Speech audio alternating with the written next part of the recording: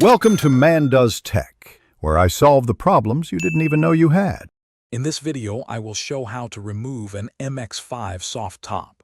First, unlatch the soft top from the windshield frame and gently lower it into its folded position. Next, you'll need to remove the two plastic trim pieces located behind the seats. These usually just pop out with a little careful persuasion, revealing the bolts underneath.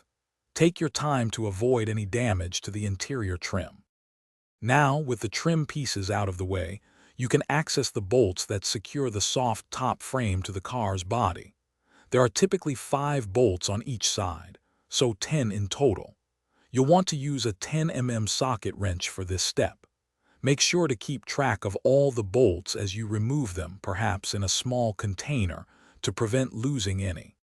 Before you can fully remove the top, you'll need to disconnect a couple more things.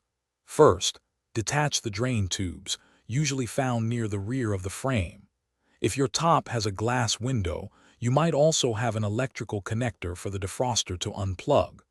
Once everything is disconnected, carefully lift the entire soft top assembly straight up and out of the car. It's a good idea to have a second person help with this.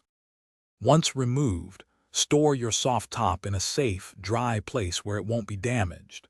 This is also a great time to inspect your weather stripping for any signs of wear or cracking, which could lead to leaks. Reinstallation is essentially the reverse of the removal process. Just ensure all bolts are tightened correctly and connections are secure for a watertight seal. Enjoy your open-air driving.